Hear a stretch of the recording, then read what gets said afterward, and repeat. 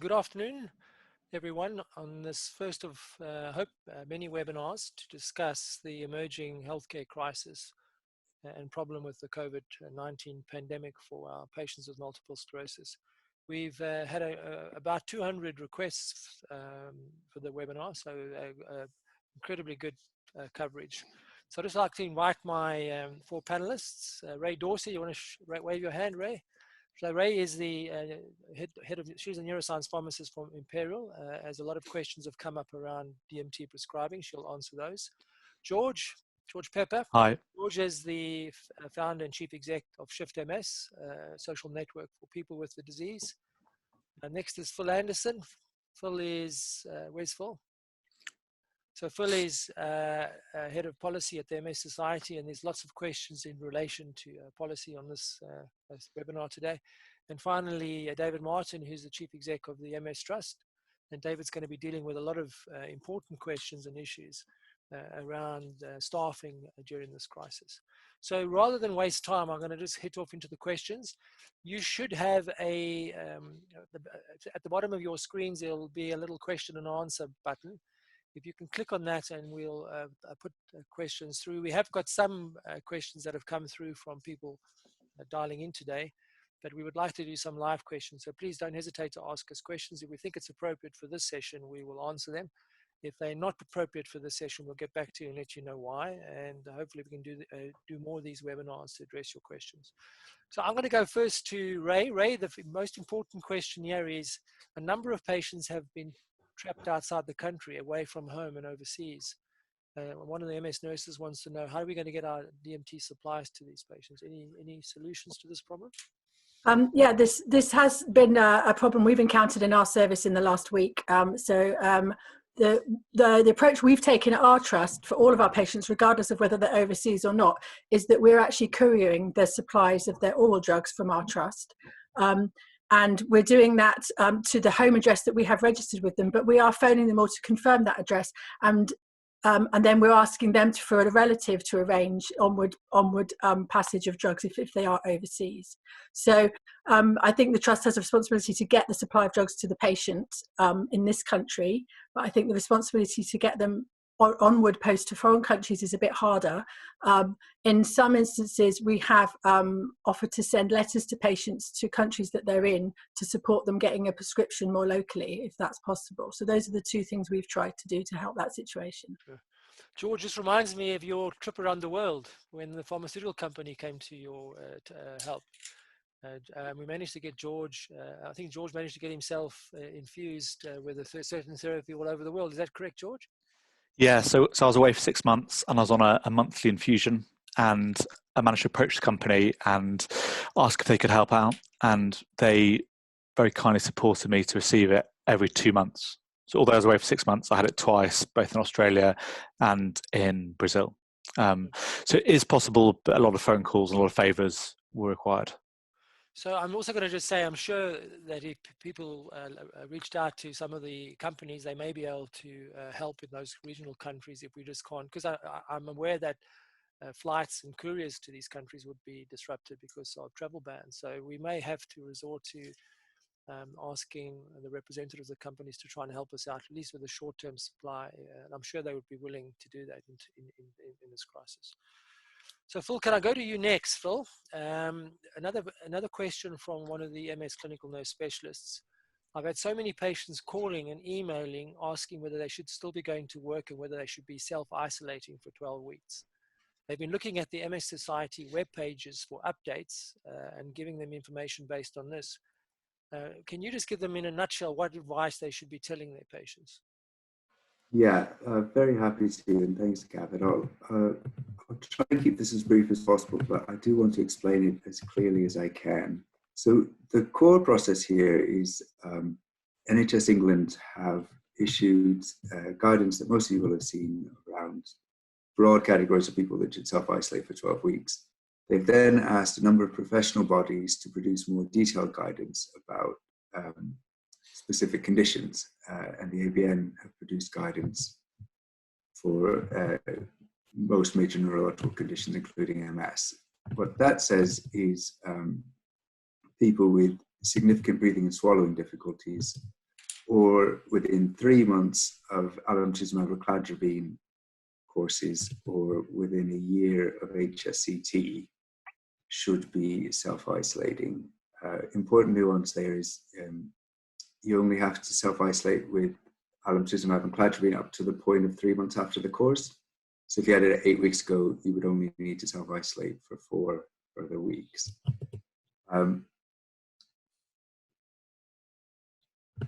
So the kind of core process is the AVN guidelines have been communicated to most centres, and they've been asked to contact patients who meet those categories. What we're picking up a lot of is that there's also been a sort of parallel process run through Public Health England, where GPs have been contacting people with MS separately. So the confusion seems to be arising because a lot of people with MS that don't meet those categories are nevertheless receiving 12-week shielding letters. Basically, the approach we're taking is that if people receive one of these letters, they do have, broadly speaking, the official right to shield for 12 weeks, and getting one of these letters does give you the right to register for specific types of support.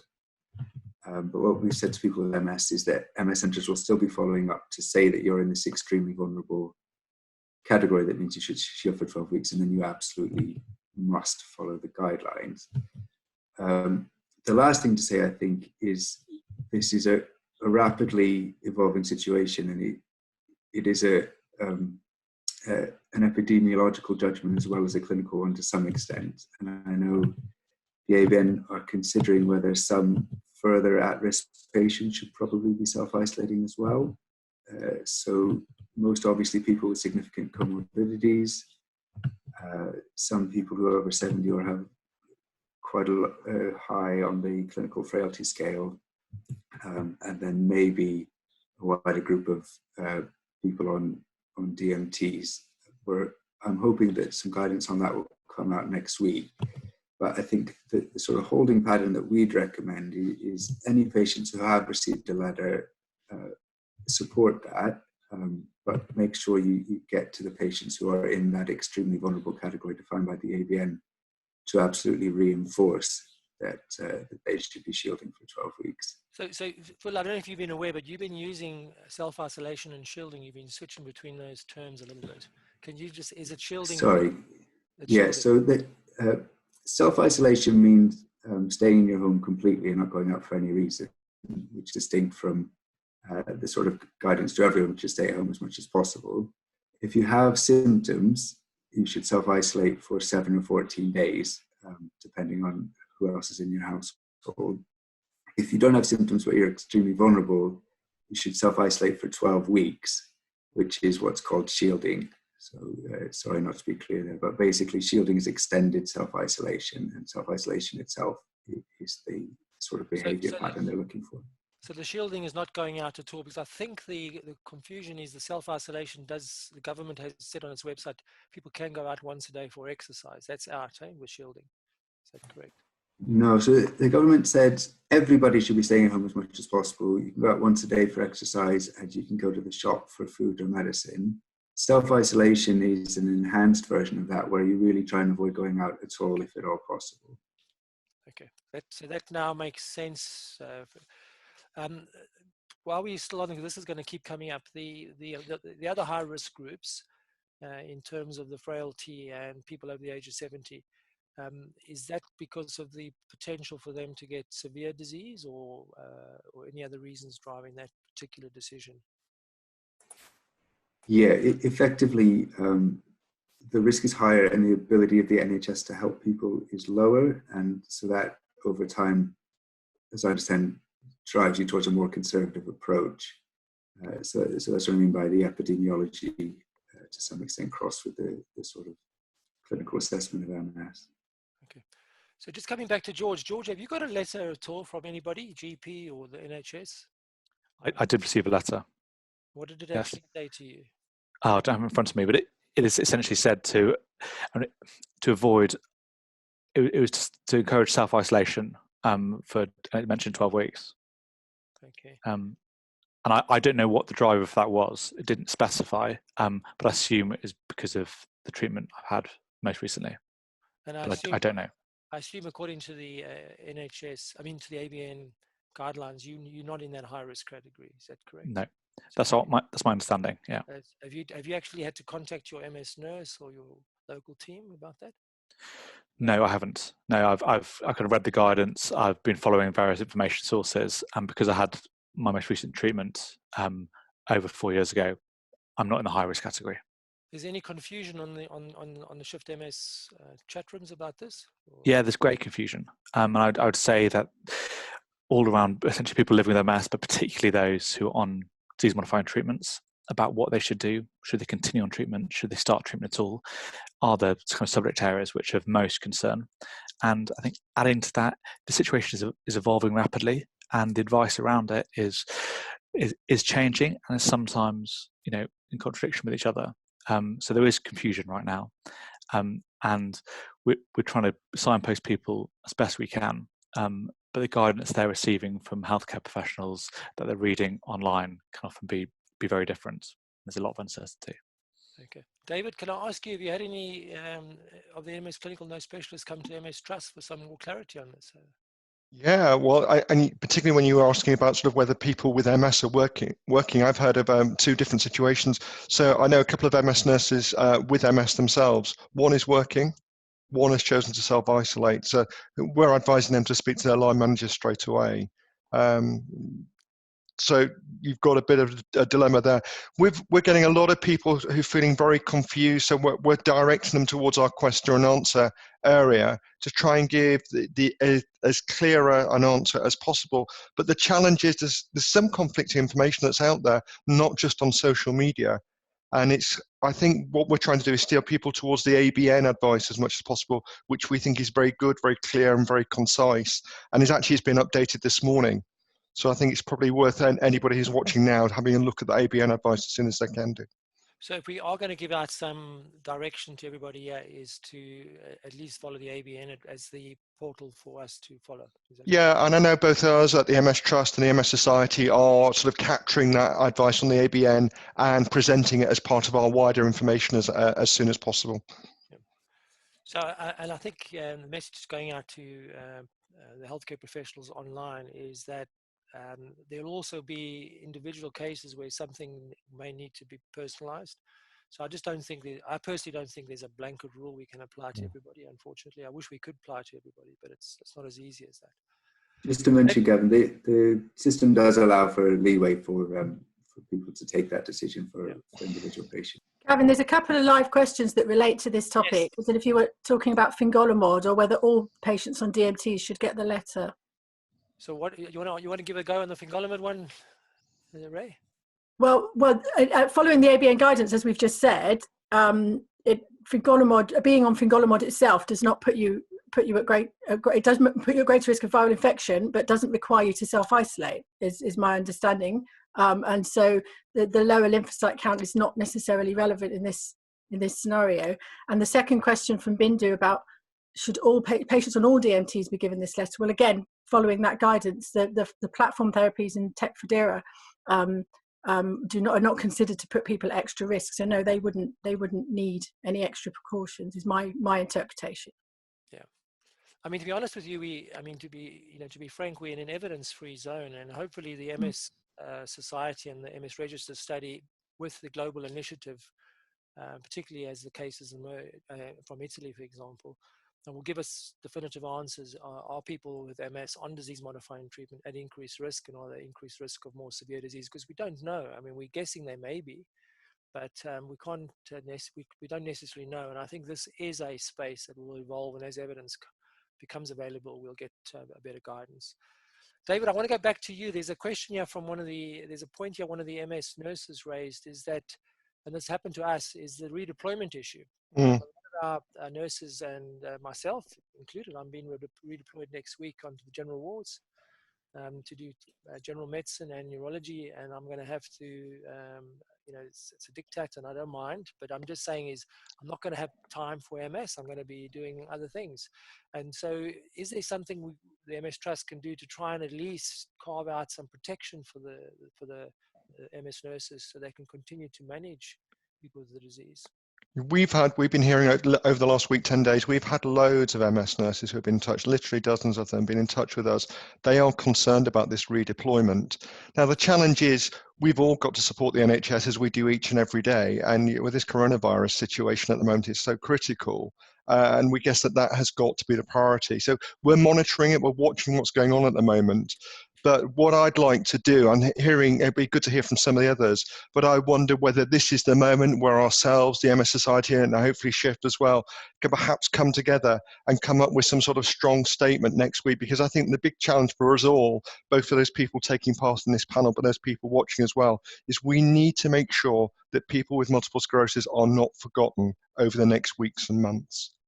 But it's not only MS. I mean, this is across multiple subspecialties. It's motor neuron disease, for example, etc. You know, so absolutely, and I think we're powerful. And as somebody I'm the vice chair of the Neurological Alliance, so I'm thinking is, can we talk to the Neurological Alliance members, some of those 70 odd charities who are members, and perhaps come up with a very strong message, very strong letter, which we can send to Simon Stevens NHS early next week to ensure that our services are protected as much as possible. yeah.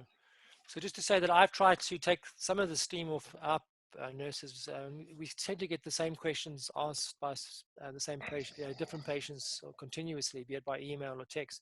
So I've been trying to create a question and answer session on a daily basis to try and deal with the repetition. That helps to a little bit, because the number of questions coming in has dropped massively. So I'll get Sarah to send out a link to the question and answer thing I've been doing.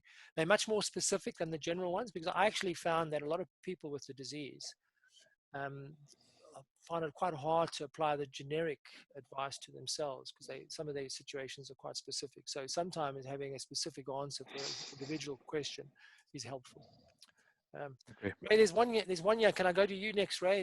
There's 1 year about Lloyd's home care. Have stopped supporting new patients on certain disease-modifying therapies. Is there any way we can work with them nationally to explain why? Yeah, so this is an issue in as much as is nationally across all specialities. The guidance to home care from home care companies, which has come from NHS, is that they should not take on any new patients for home care therapies at the moment. And that, to be honest, is a sensible thing, because the home care companies are fragile to massive fluctuations in workload, and they don't have the capacity to take on extra huge numbers across the board. So this is wider than just MS. This is, lots of other disease therapies, pulmonary hypertension, renal transplant patients, all sorts of patients. Obviously the problem with that is, as we're not putting people on delaying starting of treatment of higher efficacy therapies, we're suggesting maybe people go on to platform first line therapies, which may be offered via home care, and they therefore constitute new patients. It is a challenge. We can raise this nationally, and we are those of us who so every hospital will have a home care team, and the lead for that team will feed into a national meeting, so I would urge you to find out who in your pharmacy department leads on home care, ask them to raise it at a national level for them. For instance, tocilizumab subcut patients, as IV is being kept for potential COVID treatment, people who need tocilizumab are needing to move to subcut, and those are also being denied treatment at the moment. So it's wider than MS, but it is being raised. Just while we're on this, is another issue. I've got some emails or questions about some services have stopped their infusion services completely, which impacts on natalizumab patients. I don't know what the solution is to natalizumab patients. It's really we're in uncharted territory here, and we at Imperial are on the cusp of closing our unit. I think imminently. So there's a lot of work going on as to what the answer to that is. Obviously, patients are very anxious about that. I know there's a question that came through, which would probably pick up a good point to pick up now, regarding extended interval dosing of Tysabri. So somebody was concerned about being offered extended interval dosing because it wasn't a licensed or proven efficacy of that. So that was our first position, was to move to extended interval dosing. I think a lot of units have done that in an effort to sort of skip a dose maybe, and then hope things be back up and running in 6 to 8 weeks time. But I think that's probably pretty optimistic. So I think extended interval dosing is a good thing to do at the moment if you can. I think we're in like you said, we're in an evidence-free zone. So the fact, the evidence is not really relevant at the moment. It's doing the best we can with the services we've got. So I think and the difficulty is, as you say, as nurses are redeployed, is having the manpower to then phone all these patients and reassure them that this is the right thing to do, or the only thing we can do. And that is a situation we're in. The only thing we can do at best is offer extended interval dosing. It may be that we can't even do that. Yeah, so we've done on that. So we've had to do that, is just to move everybody on to 6 weekly dosing, and we're actually moving them into what we call a cold or green unit outside our main hospital, because our hospital is very hot at the moment. We've got an increased number of cases of COVID, and so we're hoping to protect them. But most people don't have that facility, do they?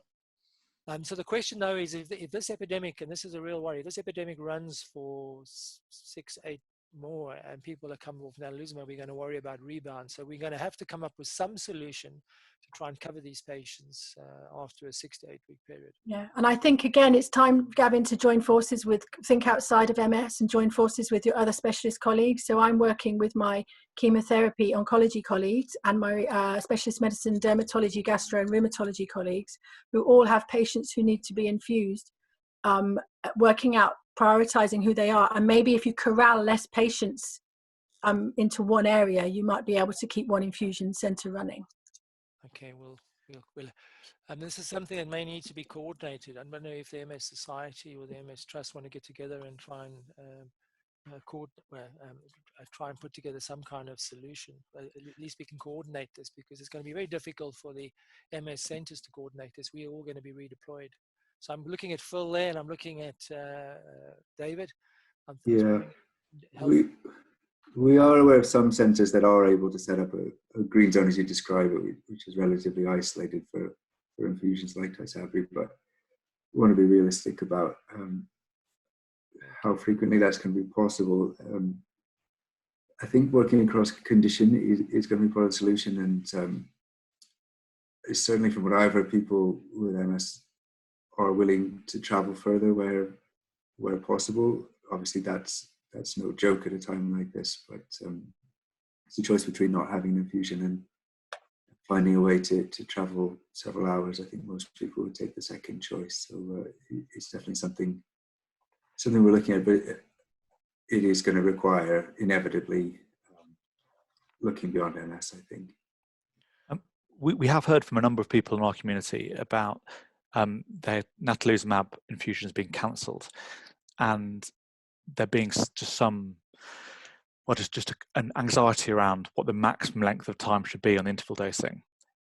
Is 8 weeks the marker? Is 8 weeks the maximum, or how long should people be? Unfortunately, considering? So we don't really know at an individual, but at a population level, 8 weeks is probably the maximum. Pushing it beyond that is risky. But for some people, particularly large people, because it's got to do with body weight and body size, 8 weeks may be just too long. For smaller people, you can maybe go to 10 weeks or 12 weeks. So it does depend on body size in terms of the pharmacodynamics of the drug. But at the moment, I would say that we shouldn't go beyond 8 weeks. Just knowing what I know on average with this drug, and the risk of rebound is quite serious. Of course. So Phil, this is a really tricky question. I think I know who asked the question. It's about, if in a crisis there is decisions to be made about access to, first of all, taken to hospital. So this will be GPs triaging patients at home. Potentially won't happen, and then when they come into hospital and get triaged for life support or not. Is there anything that the MS Society is doing in terms of guidance around this or not? So it's obviously a really difficult area, and we know it's going to be, if it comes to it, a heartbreaking situation for clinicians as well as patients and their family. I am aware the NHS is producing new overall guidance about these kind of situations, and you may also have seen that NICE revised its critical care guidance a few days after it was first published to respond to really an outcry that the original criteria for triaging people into critical care was not appropriate, particularly for people with disabilities. So I don't have any easy answers. In terms of anything MS specific, I think we will wait to see what the sort of overall NHS guidelines say and go from there. And you know, other than sort of sympathising with all involved, I'm not sure how much more I can usefully say. Yeah, I mean, I think this is just another reason why people with more advanced MS who have significant disabilities and may score highly on the frailty scale, whatever they're going to use, need to be very extra vigilant not to get this infection at this stage, because you know, if they come to hospital and there's limited resources, they're going to get triaged down the line in terms of access to ventilators, etc. So it's really critical this message gets across. With all the healthcare professionals, get this message across to your patients. If they're vulnerable, they must please self-isolate or shield, so to prevent them getting infected at this stage. I think, you know, once we pass the peak, and we'll probably have more resources down the line, then this won't be an issue. But right now, it's a serious issue. And I've had some heartbreaking email exchanges with a colleague of mine who works in Milan about they're having to triage relatively healthy people in their late 60s to the palliative ward because they just didn't have enough ventilators for them. So it really is heartbreaking for the clinicians as well. Is any other questions come through that we should address on that before I move? Yeah, there's quite a few on the Q&A, Gavin, if you wanted to choose any of there. So I would like to know if we can advise nurses who are MS patients. I think David addressed this question. Should not be deployed as directly caring for COVID-19 patients. I must just tell you that you can't rely on that, though. The way this virus works is that there's an asymptomatic period may last 7 or maybe even more days. So, you know, even people that aren't, I just did a ward round on Thursday trying to skill myself up. And there were 2 patients on a general medical ward that came in with atypical symptoms, but it turned out to be COVID virus positive because they were all getting swabbed. So you can't rely on the triage system and the symptoms separating out infected patients from non-infected patients. So if you've got contact with anybody with this disease, you're at risk of getting exposed. So you just need to be extra vigilant as a healthcare professional. That's just my advice for you. The next issue, maybe I should go to David. David, any national initiatives to initiate home phlebotomy services? Because that's one of our problems with MS is monitoring patients, particularly the alemtuzumab patients at a high risk of secondary autoimmunity. Are you aware of any initiatives to try and deliver phlebotomy services locally? I am aware of initiatives. Sadly, they're not national, they're not joined up. So there's an initiative that Salford, which Ashfield are running at the moment. That seems to be proving to be quite successful from what I've heard. And there's another small service in the Hove area, but by and large, it's really patchy. I know Bernie Porter is trying to address this. Neuroresponse have got a kit that's been tried out at the moment, but I don't think it's going to quite come through in time for us at this time. And I'm hearing time and time again, we've got a question, haven't we, from Amy Harbour at the moment. Everybody's, one of the big questions we're getting from a lot of the MS nurses is, what do we do? Sort of, is it all right for our district nurses to go in? How should they be supported? This is a real challenge, and there isn't a solution there at the moment. So Ray, you've been driving this initiative. You want to talk about it? Yeah, so I've we started off across the London patch. The London MS Pharmacists have a network, and we got together and sort of came up with a consensus on blood monitoring across the London patch. Things have moved on very quickly, and as they're changing on an almost daily basis, and as we've spoken to more and more colleagues around the country, our recommendations were proving to be quite impractical, really, because we were relaxing blood monitoring, but not greatly, and getting blood tests done at the moment is really a low priority for a lot of clinical areas. So initially our recommendations, for instance, were to go, rather than 3 monthly, if you're on 3 monthly bloods, go to 6 monthly. If you're on 6 monthly, go to 12 monthly, and those on sort of 6-12 monthly may not need one at all, for instance on glutathione or interferons. But we were sticking to the 2 weekly for people newly started on teriflunomide and the monthly for alemtuzumabs. But we're talking to other colleagues around the country. There's a feeling that's just not sustainable or indeed necessary to be doing that much monitoring. So it's being under review at the moment. I'm trying to gather some consensus from people around the country, and I think it will be incorporated hopefully then into the next ABN guideline update on DMTs and COVID, to have some recommendations about the relaxation of monitoring. I would say if somebody's got had a stable lymphocyte count and a stable liver function, my current practice is not to worry about the monitoring. We can skip a blood test for the time being, and we'll catch up with them again in 6 months' time. Yes, I think that for most of the monitoring, if people have been on these therapies longer than 12 to 24 months and they're stable, it's probably safe in this climate not to worry too much.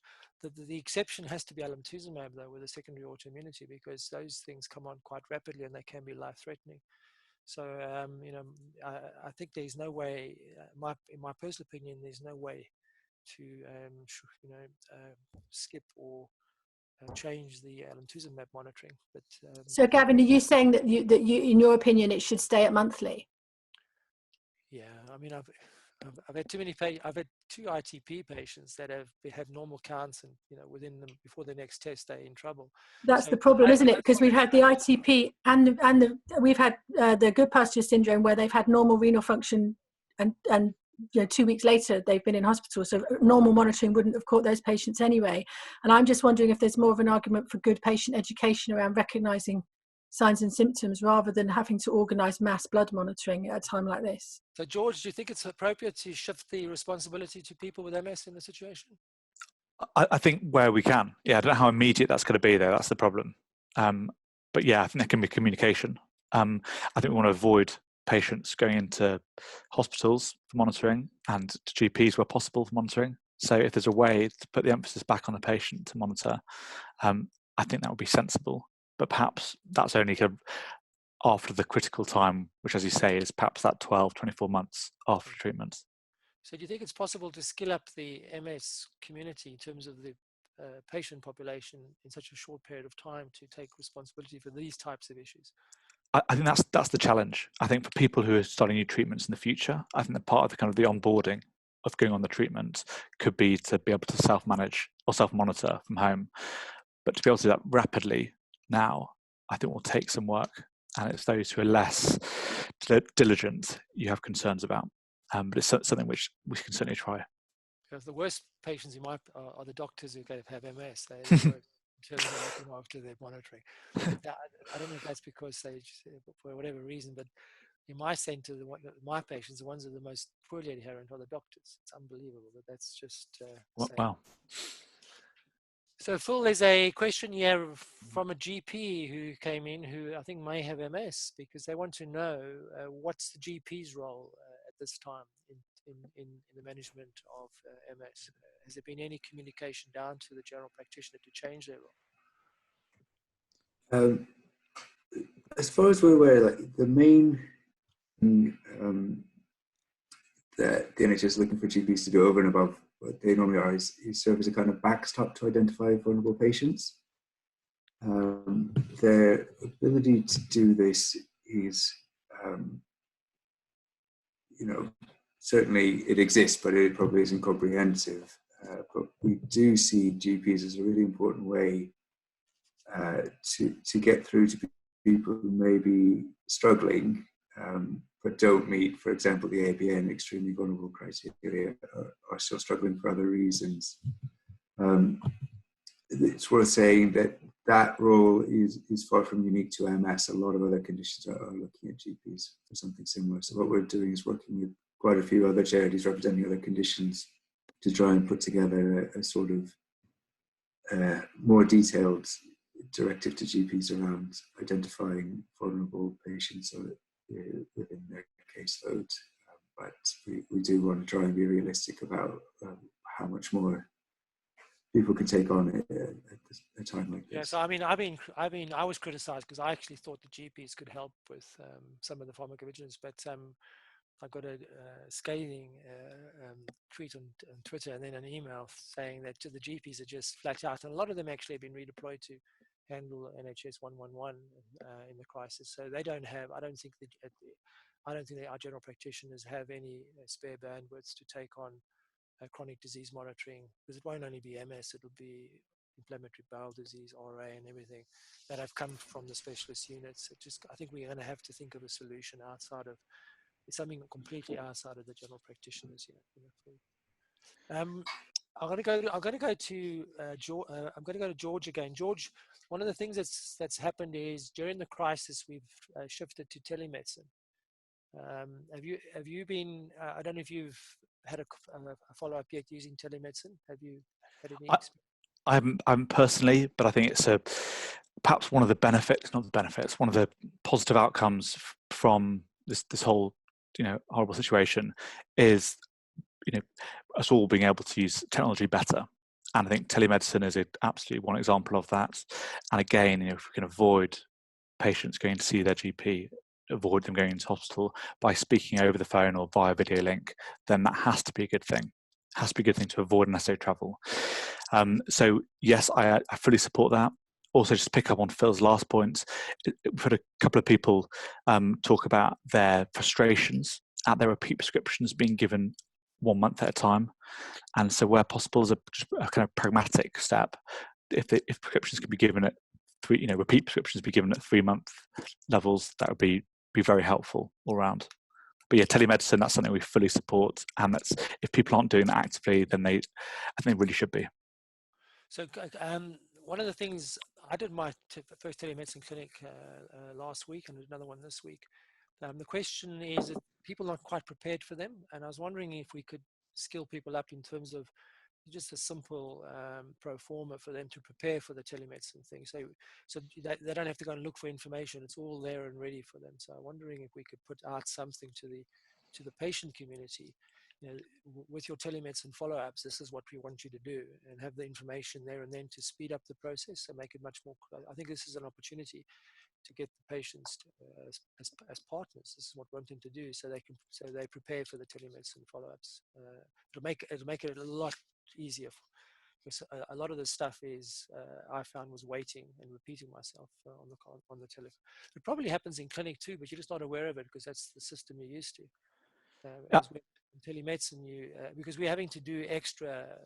We've got extra clinics in a much shorter period of time, cover more patients, because all our junior staff disappeared. All my junior staff disappeared. So instead of having a clinic where I have 3 juniors, I've got the whole list, and so I would like to get through them much more quickly than normal. That's all. Sorry, George. I just wanted to pick up on your point about repeat prescribing. I just wanted to put some context around that, because nationally, GP practice pharmacists are overwhelmed by people putting in repeat prescription requests now, because everyone's worried about not getting hold of their medicines, and the stock control situation in pharmacies is quite desperate in terms of trying to maintain stock for all patients who really need it. And I think that's probably why there's some rationing of the repeats going on. That's helpful. Thank you.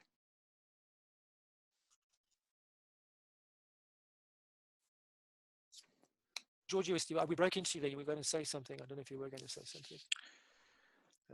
I was. I was going to just say, with telemedicine, also I know this happens already in person in certain clinics, but I think telemedicine really allows the opportunity for group clinics as well, where a lot of the advice right now, I imagine, will be similar to groups of patients.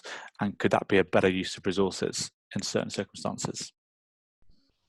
Coming back to David. David, do you think this is an opportunity to get rid of the Victorian healthcare model and reconfigure it? Well, wouldn't that be wonderful? But it's interesting, isn't it? Sort of telemedicine is so obvious, as you've just been talking about with George and the rest of the panel. I know Hussein's got it in Luton. He's just mentioning on a message he's sending through. It's interesting. So one of our advanced MS champions has literally just this week introduced a new system in Cumbria because of some of the challenges there over the geography. But we need to remember it doesn't work for everybody. If somebody's got cognitive issues, for example, it's not necessarily going to work for them. I think it's much more of a solution. The reality is it's a 20th century solution. And, we perhaps need to be thinking much further ahead than that. But at least if we can get everybody to catch up, it might make the system a bit more efficient than it is at the moment. Yeah. So there's a really good one. So this is going to go back to Ray. Ruth Stross got this idea about educating and activating patients, or giving them systems for monitoring and handling their own urinary tract infections. Do you think this is do you think we could bypass GPs and healthcare professionals in a way to allow patients to have home prescriptions for managing their own UTIs? I mean, this is something that Bernie Porter has done already in the London area, isn't it? In terms of giving people rapid access to prescriptions for UTIs. I mean, there's no reason why this couldn't work. And if you replicate the model that there is for COPD patients who have rescue packs for chest infections. So, you know, GPs prescribe steroids and short course of antibiotics for patients to keep at home in the event of a chest infection, and then they're given those. It requires the systems to be put up like Bernie has done in London to get their urine analysed quickly and a sensitivity turned around, because we don't want people self-treating UTIs unnecessarily, because obviously that has implications for resistance and things. Okay, so I think, Ruth, the message is, I think this is definitely a feasible initiative that you're launching. I think it's going to take a lot of time to implement, and I would imagine in the current crisis, getting a system in place with the GPs snowed under, the MS services snowed under, it's going to be impossible until the pandemic settles, and we can then learn the lessons and put in place systems. So there's a question for Amy Harbour. What are your thoughts on high-level steroids for relapses? What advice would you give a patient who needs them to self-isolate for 14 days? Or steroids half-life, could this be added to the ABN guidelines? I think this is something we should add to the ABN guidelines. But Ray, you got any opinions about steroids? I think we should be avoiding steroids, is my opinion. I think they are a risk. So, you know, high dose steroids are going to put people at risk of infection. Obviously, if they're self-isolating, then that reduces that risk. But I think we have to rationalise the use of high dose steroids, and I certainly think there's a very limited place for IV steroids at the moment, bringing people in for IV steroids. And I think that they probably should, like you said, should go onto the ABN guidance as to what, given that they're sort of speeding up recovery and not changing the outcome of a relapse. I think we have to think carefully about the severity of a relapse and whether it really needs steroids. Yeah. So I had a relapse assessment, and just to say that I thought you can do a relapse assessment on the telephone. I think you can go through the questions, and I made a patient do I wish I had it on a video camera. Now I'm going to try and change to video of telemedicine, is because I made her stand on each leg and hop and do everything by phone, and she's having a relapse. She didn't want. I'd recommended not to use steroids, but she was adamant that she wanted steroids. So she's going to self-isolate now and have the steroids orally. But my advice would be not to use steroids in this situation. I must admit, the ABN guidelines does cover chronic steroid usage. They're saying if anybody's on 20 milligrams or more in combination with one of the other immunosuppressive therapy, it's high risk. I would say it's high risk anyway. So try and avoid steroids. So Agni's online, and she says, to minimize the confusion, shall we create self-assessment algorithm online for people to assess themselves? Which category do they represent? That would be a very good idea. So Phil, have you got the resources to create an online algorithm? That'll probably mean that we'll have to do it very quickly. Yeah, I think what the sort of missing piece of the puzzle is additional guidance from the ABN on, comorbidities, pregnancy, and some of the other issues we've been talking about, but hopefully that'll come out early next week. And without wanting to sort of cut across what MS teams are doing, we could do an algorithm that sort of helps people assess their risk, but stop short of cutting across anything that they might have heard from their neurologist or nurse directly. If that's the kind of idea I'm talking about. Yeah. So Agni, the answer to that question is yes, it's feasible, but the advice is moving so rapidly, the thing goes out of date within 24 hours. So it's going to need somebody to adjust it continuously, and that's going to be very difficult. So I think until the things start settling down and we get some consensus across the different platforms in terms of the advice, I think we should probably hold on that. And then my personal opinion would be something like the MS Society, who's going to have the time and resource. To be honest with you, the ABN are going to be like us. Most of the members of the ABN are neurologists, jobbing neurologists, and they're going to be probably redeployed to be doing general medicine or whatever, A&E work or intensive care work in their hospitals when the peak hits. And the peak's probably going to come in about a week to two at a time. So at the moment, we're still ramping up. So I think, the people, MS clinical nurse specialists online, you're not going to have access to your MSologists for much longer, or you're only going to get them for very brief periods of time in the day. And so this is as the crisis evolves. So, and I think you need to also put out the message to people with the disease that this is going to be an issue, because your, access to the MS teams is going to drop dramatically over the next week or two. Let's get to the next question there. I think the telemedicine question is gone. There's Lionel. Any international MS societies making recommendations like the ABN? Phil, are you aware of them? Yeah, the MS International Federation has published some guidelines.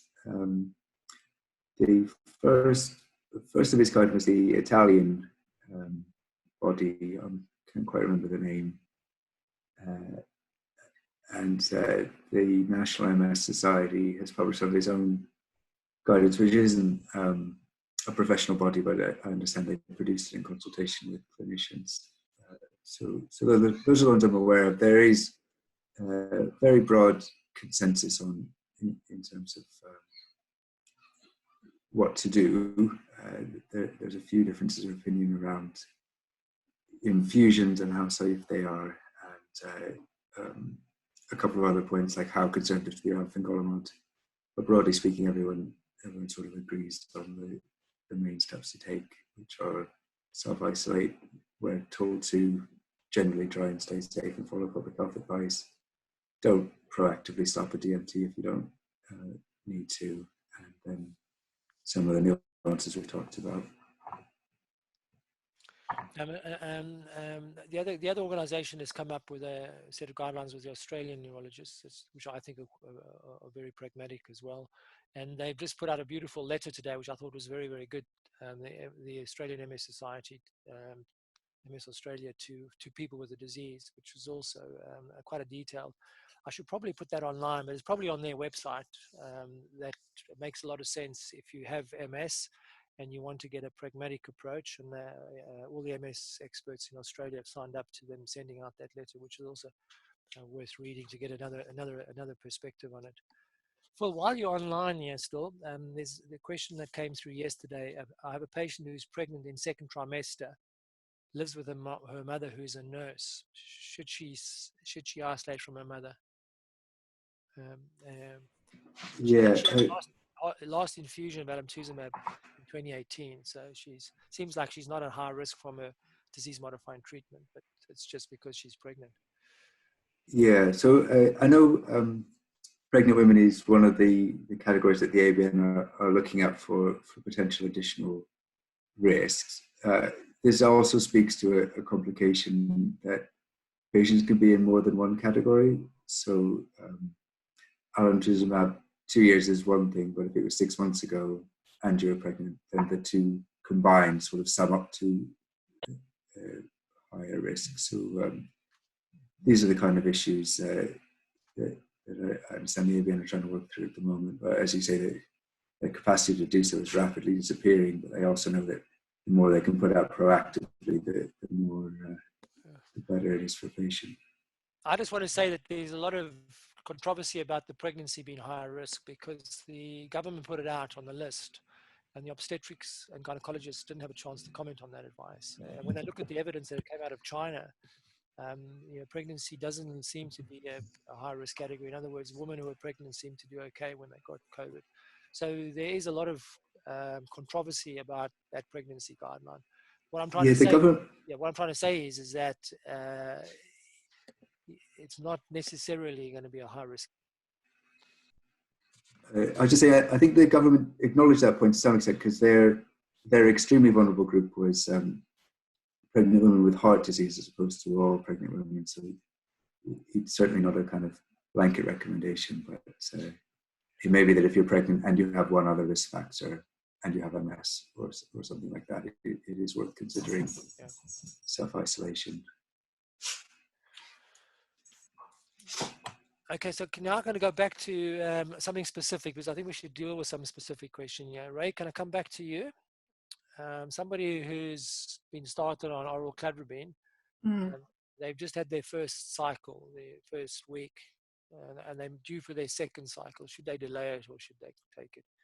So we actually had this exact scenario at our trust last week. Somebody had week 1 of year 2 cladribine, actually, but I mean, it would have been the same advice whether it was year 1 or year 2, and was wanting to know whether she should come back for week 5 of that course. And our advice was yes, because she'd taken the first half essentially of a course of treatment. She was already going to be lymphopenic from that, or likely to be, and therefore already at risk of infection, but only partially treated for her MS in terms of the dose of cladribine that she'd taken. So our advice was to complete both week 1 and week 5 if you've already taken week 1. If you're asking, and I know we've had questions also, if patients are coming back, they've had year 1 and they're coming back for year 2, the advice is different there. The advice is to delay year 2. So if you've had 1 year and you're coming back for the first week of the second year, don't come back for it until all of this has settled down. But if you've had week 1 of a course, my advice would be to have week 5 as well. Yeah, so I mean, I completely agree with you there. We've had exactly the same situation, and I say, well, once you've had the first week, you're going to be lymphopenic anyway. You might as well get that course over with, because you're going to be self-isolating anyway. You might as well self-isolate and have the complete course. And we have evidence, published evidence, that at least if you complete the first course, the drug efficacy does last into year 2, from an Australian cohort that had only 1 course of cladribine. So I think based on the evidence, we would suggest finishing the course. And also the degree of lymphopenia post 1 course of cladribine is actually only moderate. And so, there is no major infectious signal after the first course of cladribine. So I would like to reassure people that I don't think it's too high risk in the sense of recommending the second course. Who would answer this question? Maybe Ray, you the person working in NHS. Is there anything people who go to hospital for routine appointments can do to protect themselves from being infected with coronavirus? Well, my answer to that would be don't go to hospital for routine appointments at the moment. And I think most hospitals aren't offering face-to-face routine appointments, or increasingly they're not. So if you have to go for a routine appointment, I don't think there's anything specific other than the general advice that's being given out. So as far as social distancing, washing your hands, but my advice would be not to go, and to request a telephone appointment if at all necessary. Yeah. And I suppose the same applies for the MRI monitoring. We should delay the MRI monitoring. Yeah, I mean, I've had varying feedback from around the country when we're looking at this about what people are doing. Our trust is not doing any MRI monitoring other than urgent and inpatient MRIs. So none of our Tysabri monitoring is currently happening. But I think we're looking at that, whether we should be revisiting that in terms of the high JCV population. But again, unprecedented times. Our radiology department are having to make their own cutbacks, not just access to scanners, but I assume working with staff shortages like we all are. So we will have to scan people less often and make decisions on who should be and who doesn't necessarily need to be scanned. George, being a person with MS, does it make you anxious not having your monitoring scan? Definitely. Yeah, absolutely. But then I think the message, which we said a few times in this call, and Ray just said there, is, and the key thing is, if you can in any way avoid going into hospital, then avoid that. And that's got to be one of the key messages from this call, is we need to keep people out of hospital where it's really not necessary for them to be there. Okay. And there's a question from Sinead Jordan who's asking about anti-CD20 therapies, because the ABN guidelines have been quite clear we should delay or not start anti-CD20 therapies. And for how long? Well, I think that's a difficult question to answer, because it depends on how active the patient's MS was. If they're very active, they probably should be offered a more safer treatment now. And if they've been on the therapy for more than 12 to 18 months, you could probably get away with not dosing for a year. And I don't think it's necessary to watch B cells, because it's not the total B cell number that's important. It's probably the memory B cell, which we don't measure in routine practice. That's quite a complicated question, and it's probably best. I'll try and answer that question for you. Actually, I have answered that question for you on my microsite that you can get referred to after this. Okay, so we're coming up to the hour, so I just want to go around and give everybody an opportunity just to sum up. And then there's a question from Amy Harbour there. Please, maybe this be a regular thing. Well, that's not up to me to decide. Sarah, can we make this a regular thing? Yes, I'm sure we can make it a regular thing. Are we thinking weekly, about 2 weeks, 3 weeks? I think the crisis is moving so quickly. We should probably try and do it weekly for the first few weeks. But the point about it is finding other people to do this. I have no idea if I'm going to be. I personally don't know if I'm going to be available, but we should probably find somebody who may or may not be available. I think I'm being redeployed next Tuesday, so that's what I'm saying.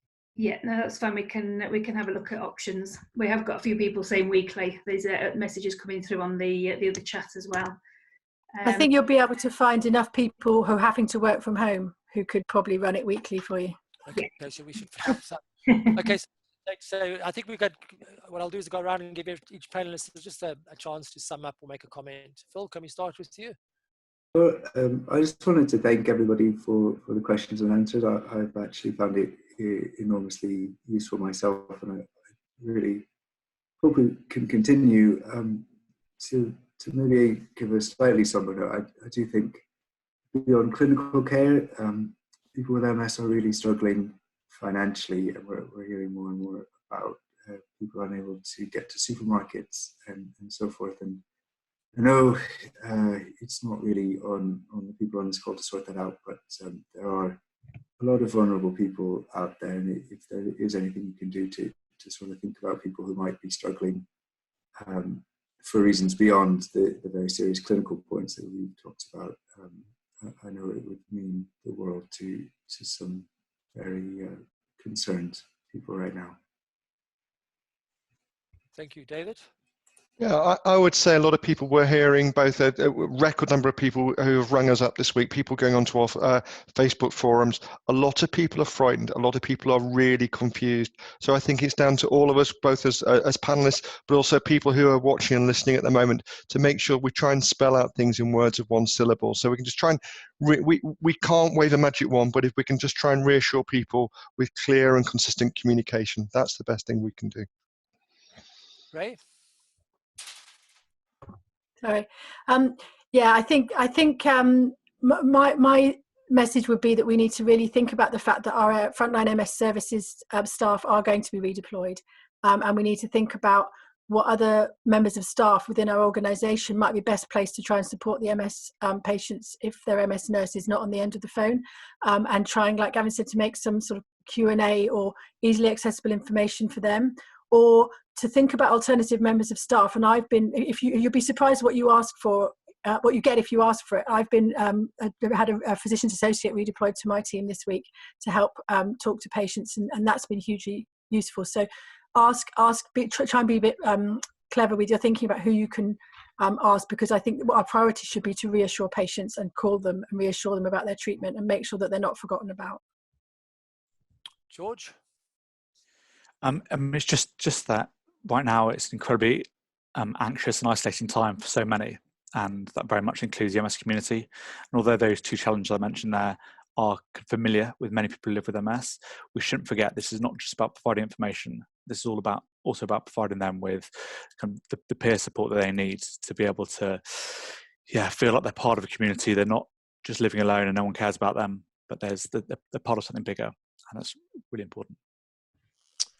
Okay, great. So I just want to thank you all for agreeing at such, this was really done at such short notice. We put this together in about 2 days. And I'm going to be reaching out to all the, I see some questions of all the MS nurse specialists across the country. So next time we're almost certainly going to have 1 or 2 MS nurse specialists on here. So we need some volunteers to change the panel slightly for the next one. But I just want to thank Sarah and the MS Academy for putting this together, and our sponsors for sponsoring the meeting. So it's at such short notice. So keep yourself safe, please. Think carefully, and I hope you're all going to get out at 8 p.m. tonight to do some clapping. Thank you very much, everybody. And we shall make this a regular thing, so I'll be in touch. And everything will be on the website when they're live. We have got some new sessions which are going to be a nurse and neuropsychiatric support and things. So there's a lot of things to come, and a debate next week. with Klaus and David Baker. So please do register for other things as well. Thank you and take care, everybody. Thank you, Sarah. Keep Thank safe. you, Gavin.